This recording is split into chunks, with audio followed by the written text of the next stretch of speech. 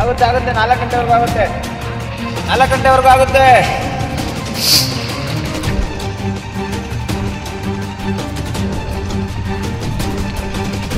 ಇಲ್ಲಿ ನಾವು ಭದ್ರಾ ಡ್ಯಾಮ್ ಹತ್ರ ಇಲ್ಲಿ ಬಂದಿದ್ದೇವೆ. ಲಕ್ಕೋಲಿ ಡ್ಯಾಮ್ ಹತ್ರ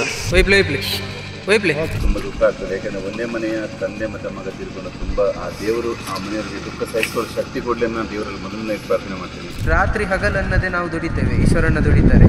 ಅವರಿಗೆ ಆ್ಯಕ್ಚುಲಿ ಇವತ್ತು ಜ್ವರ ಆದರೂ ಸಹ ಅವ್ರು ದುಡಿತಾ ಇದ್ದಾರೆ. ಅವ್ರಿಗೆ ಎಷ್ಟು ಕೃತಜ್ಞತೆ ಸಲ್ಲಿಸಿದ್ರು ಸರ್. ಬೇಕೆಂದರೆ ಅವರಲ್ಲಿ ನಾನು ಹತ್ರ ಅವ್ರ ಕೈನ ಒಂದು 3-4 ಬಾಡಿ ತೆಗ್ಸಿದ್ದೀನಿ ಆಲ್ರೆಡಿ. ಈಗ ಪಾಪ ಅವರಿಗೆ ನಾವು ಬೇರೆಯವರಾದರೆ ಒಂದು ಬಾಡಿ ತೆಗೆದ್ರೆ 50,000-60,000 ದುಡ್ಡು ಕೇಳ್ತಾರೆ. ಈಶ್ವರ ಅವರು ಕೇವಲ ಡೀಸೆಲ್ಲು ಖರ್ಚು ಮಾತ್ರ ಮತ್ತು ಅವ್ರದ್ದು ಬೇರೆ ಏನು ವಿಷಯಗಳನ್ನ ದುಡ್ಡು ಕೊಟ್ಟಿದ್ರು ವಾಪಸ್ ಕೊಡ್ತಾರೆ. ನೋಡ್ಲಿಕ್ಕೆ ನೀರು ಆಳ ಇಲ್ಲ ಅಂತ ಕಾಣ್ತದೆ, ಅದು ತುಂಬಾ ಆಳ ಇರ್ತದೆ. ಇದು ಎಲ್ಲರೂ ಸಹ ಎಚ್ಚರಿಕೆಯಿಂದ ತಮ್ಮ ಪ್ರಾಣವನ್ನು ಉಳಿಸ್ಕೊಳ್ಳಿ. ಎಲ್ರಿಗೂ ನಮಸ್ಕಾರ. ನಾನು ನಿಮ್ಮ ಪ್ರೀತಿಯ ಈಶ್ವರ್ ಮಲ್ಪೆ. ಸ್ನೇಹಿತರೆ, ನಿನ್ನೆ ನಾವು ಭದ್ರಾ ಡ್ಯಾಮ್ ಹತ್ರ ಇಲ್ಲಿ ಬಂದಿದ್ದೇವೆ. ಲಕ್ಕೋಲಿ ಡ್ಯಾಮ್ ಹತ್ರ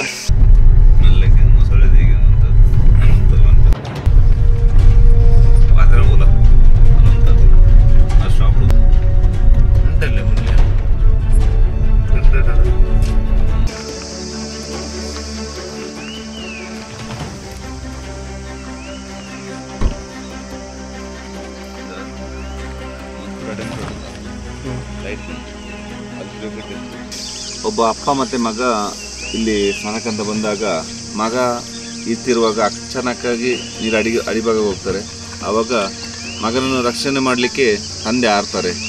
ಆದರೆ ತಂದೆ ಸಹ ಇದೇ ನೀರಲ್ಲಿ ನೋಡ್ತಿರುವಾಗ ಇದೇ ನೀರಲ್ಲಿ ಮುಳುಗಿ ಮಗ ಸಹ ಮುಳುಗಿ ಇಬ್ಬರು ಮೃತಪಡ್ತಾರೆ.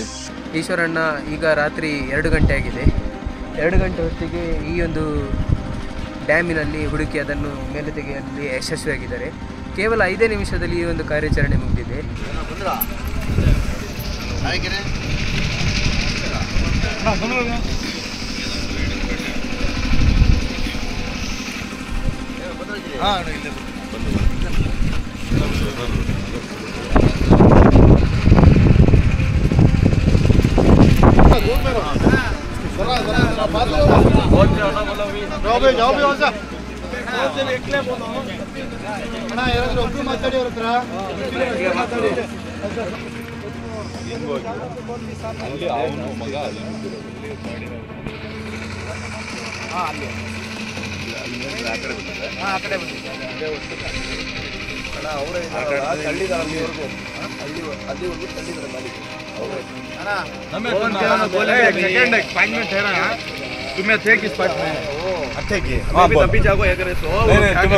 ಪಟ್ಟಿ ಒಳಗೆ ಇದ್ರಲ್ಲ ಈ ಹುಡುಗ ಇಲ್ಲಿ ಪಟ್ಟಿ ಇದೆಯಲ್ಲ, ಇಲ್ಲಿಂದ 10 ಹೆಜ್ಜೆಯಲ್ಲಿ ಸಿಕ್ತ.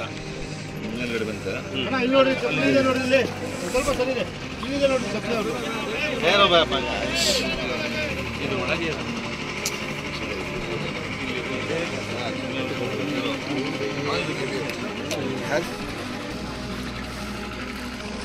ಈಗ ಆ ಲೈನ್ ಏನಿದೆ ಅದ್ರ ಒಳಗಡೆವಾ ಅವ್ರನ್ನ ಅದರಿಂದ ಒಳಗಡೆ ಈಶ್ವರಣ್ಣ ಆಯ್ತು. ಅಂಚಿಗೆ ಪೋರೆ ಬಿಡು ಪೂಜಾ ಪಂಡ ಆ ಲೈನ್ ಉಂಡದ ಫ್ಲೋಟಾ? ಹಾಂ ಆಗುತ್ತೆ ಆಗುತ್ತೆ 4 ಗಂಟೆವರೆಗೂ ಆಗುತ್ತೆ 4 ಗಂಟೆವರೆಗೂ ಆಗುತ್ತೆ.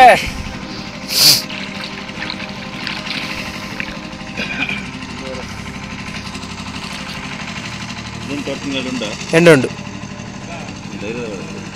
ಹಾಂ ಮುಂದೆ ಬಸ್ಸಲ್ಲೇ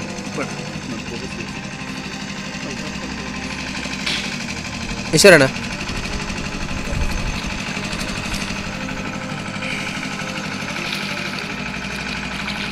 ಎಲ್ಲ ಬೋಲೆ ಈಶ್ವರಣ್ಣ.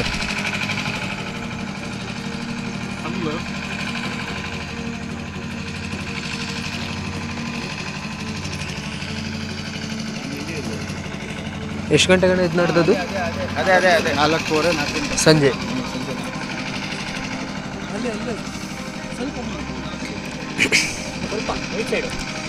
ಎಲ್ಲಿ ಅವೆಲ್ಲ ಮಾಡ್ಕೋಬೇಕಲ್ಲ, ಸ್ವಲ್ಪ ಆಗಿ ಬೇಕು.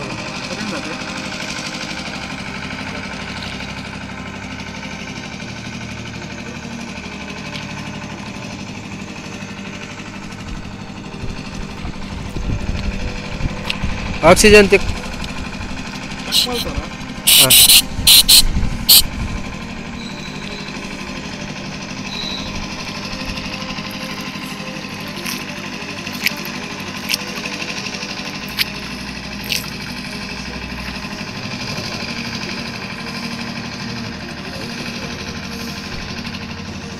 ಕಂಬ ತಿರುಗಿಸ್ಲಿಕ್ಕೆ ಆಗ್ತದ ಲೈಟ್ ಒಂದು ಸ್ವಲ್ಪ ಆ ಕಡೆಗೆ.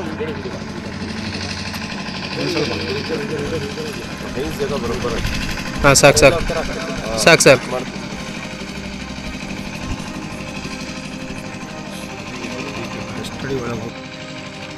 ವೈಪ್ಲಿ ವೈಪ್ಲಿ ವೈಪ್ಲಿ ವೈಪ್ಲಿ ವೈಪ್ಲಿ ವೈಪ್ಲಿ ವೈಪ್ಲಿ ಹರ್ಷಣ್ಣ ವೈಪ್ಲಿ ವೈಪ್ಲಿ ಎಳೀರಿ ಎಳೀರಿ ಹರ್ಷಣ್ಣ.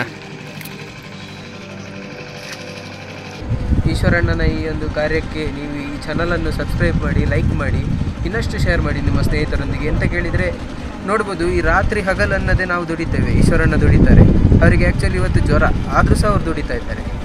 ಅದನ್ನೆಲ್ಲ ಮರೆತು ಅವರು ಸಮಾಜ ಸೇವೆಗೆ ತಮ್ಮನ್ನು ತಾವು ಒಪ್ಪಿಸಿಕೊಟ್ಟಿದ್ದಾರೆ. ಸರ್, ಇವತ್ತಿನ ಕಾರ್ಯಾಚರಣೆ ಯಾವ ರೀತಿ ಇತ್ತು? ಈ ಕಾರ್ಯಾಚರಣೆ ಅಂದರೆ ಹೇಳಬೇಕಾದ್ರೆ ತುಂಬ ದುಃಖ ಆಗ್ತದೆ. ಯಾಕೆಂದರೆ ಒಂದೇ ಮನೆಯ ತಂದೆ ಮತ್ತು ಮಗ ತಿಳ್ಕೊಂಡು ತುಂಬ ಆ ದೇವರು ಆ ಮನೆಯವರಿಗೆ ದುಃಖ ಸಹಿಸಿಕೊಳ್ಳೋ ಶಕ್ತಿ ಕೊಡಲಿ ಅನ್ನೋ ದೇವರಲ್ಲಿ ಮೊದಲನೇ ಪ್ರಾರ್ಥನೆ ಮಾಡ್ತೀನಿ. ಹಾಗೆ ಇಲ್ಲಿನ ಗ್ರಾಮಸ್ಥರು ಹಾಗೂ MLA ಅವರು ಮೋಹನ್ ಅವರು ಹಾಗೆ ತುಂಬ ಸಪೋರ್ಟ್ ಮಾಡಿದ್ರು. ಇಲ್ಲಿ ಬರುವಾಗ ನನಗೆ ಸಂಜೆ 5 ಗಂಟೆಗೆ ಕಾಲ್ ಬಂದಾಗ ನನಗೆ ಸಹ ಹುಷಾರಿಲ್ಲ. ಬೆಳಗ್ಗೆ ನಾನು ಮಲಗಿದ್ದೆ ಮನೆಯಲ್ಲಿ.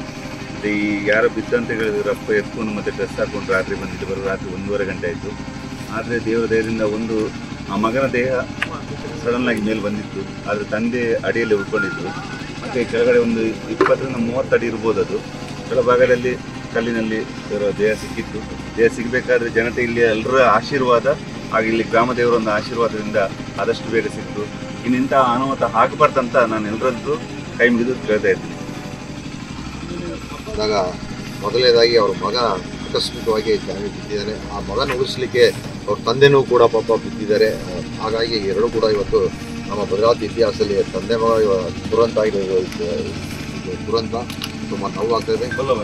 ಆದರೆ ಮತ್ತು ಈಶ್ವರ ಅವರು ಪಾಪ ಅವ್ರಿಗೆ ಎಷ್ಟು ಕೃತಜ್ಞತೆ ಸಲ್ಲಿಸಿದ್ರು ಸರ್. ಬೇಕೆಂದರೆ ಅವರಲ್ಲಿ ನಾನು ಹತ್ರ ಅವ್ರ ಕೈನ ಒಂದು 3-4 ಬಾಡಿ ತೆಗ್ಸಿದ್ವಿ ಆಲ್ರೆಡಿ. ಈಗ ಅವ್ರದ್ದು ಹೋದ ವರ್ಷ ಒಂದು ಇದೇ ಥರ ಒಬ್ಬ ಹುಡುಗ ಬಿದ್ದು ತೆಗ್ಸಿದ್ವಿ. ಪಾಪ ಅವರಿಗೆ ನಾವು ಬೇರೆಯವರಾದರೆ ಒಂದು ಬಾಡಿ ತೆಗೆದ್ರೆ 50,000 60,000 ದುಡ್ಡು ಕೇಳ್ತಾರೆ. ಈಶ್ವರ ಅವರು ಕೇವಲ ಡೀಸೆಲ್ಲು ಖರ್ಚು ಮಾತ್ರ ಮತ್ತು ಅವ್ರದ್ದು ಬೇರೆ ಏನು ಇಷ್ಟಗಳನ್ನ ದುಡ್ಡು ಕೊಟ್ಟಿದ್ರು ವಾಪಸ್ ಕೊಡ್ತಾರೆ. ಇಂಥ ಒಂದು ಮಹಾಪುರುಷ ನಮ್ಮ ಕರ್ನಾಟಕ ರಾಜ್ಯದಲ್ಲಿ ನಮ್ಮ ಪಕ್ಕದ ಜಿಲ್ಲೆಯಲ್ಲಿ ಇರೋದ್ರಿಂದ ನಮ್ಮೆಲ್ಲರ ಭಾಗ್ಯ. ಅವ್ರಿಗೆ ದೇವರು ಒಳ್ಳೆಯ ಆರೋಗ್ಯ ಐಶ್ವರ್ಯ ಕೊಟ್ಟು ಇನ್ನೂ ಹೆಚ್ಚಿನ ಸೇವೆ ಮಾಡಲಿಕ್ಕೆ ದೇವರು ಅವ್ರಿಗೆ ಅವಕಾಶ ಮಾಡಿ ಅಂತ ವಿನಂತಿ. ಎಲ್ರಿಗೂ ಸಹ ಹೇಳೋದಿಷ್ಟೇ, ನೋಡಲಿಕ್ಕೆ ನೀರು ನಮಗೆ ಆಳ ಇಲ್ಲ ಅಂತ ಕಾಣ್ತದೆ, ಆದರೆ ತುಂಬ ಆಳ ಇರ್ತದೆ ಇದು. ಅದರಿಂದ ಎಲ್ಲರೂ ಸಹ ಎಚ್ಚರಿಕೆಯಿಂದ ತಮ್ಮ ಪ್ರಾಣವನ್ನು ಉಳಿಸ್ಕೊಳ್ಬೇಕು. ಈಗ ಮಕ್ಕಳಿಗೆ ಬೇಸಿಗೆ ಶಿಬಿರ ರಜದಲ್ಲಿ ಎಲ್ಲರೂ ಸಹ ತಿರುಗಾಡಲಿಕ್ಕೆ ಬರ್ತೀರಿ. ಆದಷ್ಟು ನೀವು ಹೋಗುವಾಗ ಅಲ್ಲಿನ ಗೈಡ್ಗಳಿಂದ ಅಥವಾ ಅಲ್ಲಿರೋ ಪೊಲೀಸರಿಂದ ಮಾಹಿತಿ ಪಡೆದು ನೀವು ನೀರಿಗಿಳಿಬೇಕು. ಯಾಕೆಂದರೆ ನೀರಿನ ಆಳ ಎಷ್ಟುಂಟಂತ ಗೊತ್ತಾಗೋದಿಲ್ಲ, ನೀರಿನ ಅರಿವು ಎಷ್ಟುಂಟಂತ ಗೊತ್ತಾಗಲ್ಲ. ಅದರಿಂದ ಆದಷ್ಟು ನೀವು ಅದರ ಬಗ್ಗೆ ಯೋಚನೆ ಮಾಡಿಕೊಂಡು ನಿಮ್ಮ ಪ್ರಾಣದ ಬಗ್ಗೆ ಒಂಚೂರು ಜಾಗರೂಕತೆಯಿಂದ ಇರಿ ಅಂತ ಎಲ್ರಿಗೂ ನಾನು ಕೈ ಮುಗಿದು ಕೇಳ್ತಾ ಇದ್ದೀನಿ. ಕಾಂಗ್ರೆಸ್ ಪಕ್ಷದ ಮುಖಂಡರುಗಳು ಪಾಪ ತುಂಬ ಶ್ರಮ ಹಾಕಿ ಶಾಸಕರು ಅವ್ರಿಗೆ ಫೋನ್ ಮಾಡಿ ಹೇಳಿದ್ರು, ನೋಡಪ್ಪ ನಮ್ಮ ಭದ್ರಾವತಿ ಹುಡುಗ ಆಗೋಗಿದೆ, ತಾವೆಲ್ಲರೂ ಸ್ವಲ್ಪ ಸಹಕಾರ ಮಾಡಬೇಕು ಅಂದಾಗ ಸಂಜೆ 3:30ಯಿಂದ ನಮ್ಮ ಇಡೀ ನಮ್ಮ ಕಾರ್ಯಕರ್ತರು ಹುಡುಗರು, ನಮ್ಮ ಕಾರ್ಯಕರ್ತರು 3-6 ಹಿರಿಯರು ಎಲ್ಲ ಹುಡುಗರು ಕಾರ್ಯಕರ್ತರು ತುಂಬ ಶ್ರಮ ಹಾಕಿ ಇಲ್ಲಿ ಬಂದಂಥ ಭದ್ರಾವತಿಯಿಂದ ಬಂದಂಥ ಎಲ್ಲರ ಕುಟುಂಬದಸ್ಥರಿಗೂ ಮತ್ತು ಅವ್ರ ಕಳ್ಳುಗಳಿಗೂ ಕೂಡ ಸಾಂತ್ವನ ಹೇಳಿ ಅವರಿಗೆ ಊಟದ ವ್ಯವಸ್ಥೆ, ಟೀ ವ್ಯವಸ್ಥೆ ಕೂಡ ಮಾಡಿದರೆ ಅವರಿಗೆ ವಿಶೇಷವಾಗಿ ಅಭಿನಂದನೆ ಸಲ್ಲಿಸ್ತೀನಿ. ನಿಮಗೆ ಸಹ ದೇವರಲ್ಲಿ ಯಾಕಂದರೆ ರಾತ್ರಿ ಸಹ ಬಂದು ನಮ್ಮನ್ನು ಉಳ್ಕೊಳ್ಳಿಕ್ಕೆ ರೂಮು